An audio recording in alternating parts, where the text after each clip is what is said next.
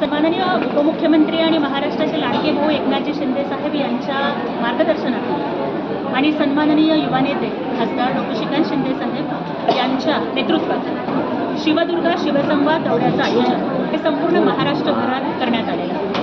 कारण हिंदू हृदय सम्राट शिवसेना प्रमुख बाळासाहेब ठाकरे हे शिवसेना महिला आघाडीच्या प्रत्येक कार्यकर्त्याला रणरागिणी म्हणायचे.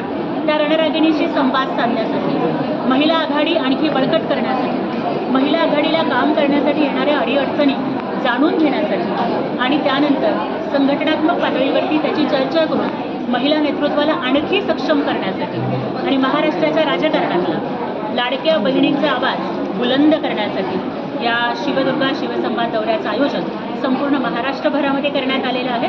आज त्याचाच एक भाग म्हणून भारताच्या स्वातंत्र्यदिनी आज आम्ही नांदेड नगरीमध्ये आलेलो आहोत आणि इथल्या महिला आघाडीचा अत्यंत सुंदर असा कामकाजाचा आढावा त्यांनी आम्हाला दिला. या महिला आघाडीच्या मेळाव्यात तुम्ही मार्गदर्शन करताना एकनाथ शिंदे पुन्हा एकदा मुख्यमंत्री होतील असं बोलला. दादा बघा, आता तुम्ही एखाद्या चॅनलमध्ये पत्रकार म्हणून काम करताय, तुमच्या बहिणीला जर विचारलं तर ती नक्कीच म्हणणार की माझा भाऊ त्या चॅनलचा संपादक झाला पाहिजे. अगदी तसंच एकनाथजी शिंदे साहेबांचं आणि आमचं नातं हे केवळ नेता आणि कार्यकर्ता एवढं नाही आहे, तर लाडक्या भावाचं आणि लाडक्या बहिणीचं नातं आहे. आणि त्याच्यामुळे नक्कीच मलाच नाही तर या महाराष्ट्र राज्यामधल्या करोडो लाडक्या बहिणींना वाटतं की आमचा भाऊ हा महाराष्ट्राच्या मुख्यमंत्रीपदावर होणार. सर्वोच्च न्यायालयामध्ये सध्या धनुष्यबाण चिन्हाच्या संदर्भामध्ये सुनावणी सुरू आहे. वेगवेगळी राजकीय प्रतिक्रिया समोर येत आहेत. याकडे कसं पाहता? हे बघा, शिवसेना कोणाची याचा निकाल हा निवडणूक आयोगानं दिला, विधानसभेच्या सभापतींनी दिला आणि त्यानंतर लोकसभा, विधानसभा, महापालिका, जिल्हा परिषद आणि नगरपालिकांच्या निवडणुकांच्यामध्ये जनतेच्या न्यायालयानं सुद्धा ठणकावून सांगितलं की शिवसेना एकनाथजी शिंदे साहेबांची आहे आणि शिवसेनेच्या धनुष्यबाणाचा मान आणि सन्मान शिंदे साहेबांच्या नेतृत्वाखाली सुरक्षित आहे.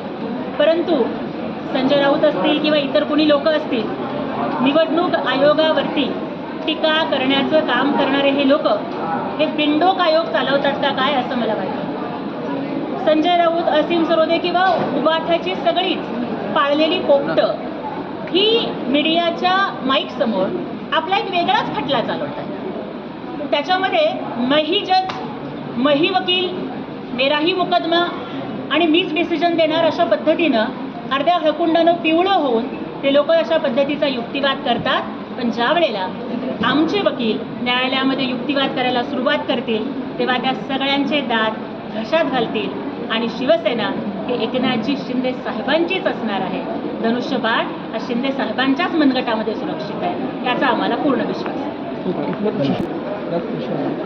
बघा, स्वातंत्र्य दिन आणि मला वाटतं की एखाद्या महिलेनं दुसऱ्या महिलेबद्दल बोलत असतात, त्यात सुद्धा एखादी महिला ही विधान परिषदेच्या उपसभापती पदावरती अनेक वर्ष राहिली. स्त्री आधार केंद्राच्या माध्यमातून अनेक महिलांना आधार देण्याचं काम नीलमताईंनी केलं. एक अत्यंत सुशिक्षित, सुसंस्कारित आणि महिलांना आधार देणाऱ्या व्यक्तिमत्वाला अशा पद्धतीनं बोलणं, मग बोलणाऱ्यांची सभ्यता किती, बोलणाऱ्यांची संस्कृती किती आणि एखाद्या महिलेच्या नावाबद्दल अशा टिप्पणी करणाऱ्या त्या महिलेची यत्ता कंची असं मला नामदेव ढसाळांच्या भाषेत. संजय राऊत म्हणत आहेत की प्रधानमंत्री 75 वर्षाचे झाले, मोदी राजीनामा द्यावा, युवा वर्गाच्या हातात द्यावा. अहो, राऊतांनी राजीनामा द्यावा, काही पक्षाला कुलूप लावून मानणार आहेत का काय ते? आता अख्खा पक्ष रिकामा केला, आमदार गेले, खासदार गेले, शाखा प्रमुख गेले, जिल्हा प्रमुख गेले, नगरसेवक गेले आणि आता राऊतांच्या पोपटपंचीमुळं त्या उबाठा गटामध्ये फक्त हम दो हमारे दो म्हणजे उद्धव ठाकरे, संजय राऊत, रश्मीताई आणि आदित्य ठाकरे शिल्लक राहत आहेत का काय, अशी परिस्थिती आहे. त्याच्यामुळे आधी त्यांनी राजीनामा द्यावा म्हणजे उरला सुरला शिल्लक गट तरी वाचेल.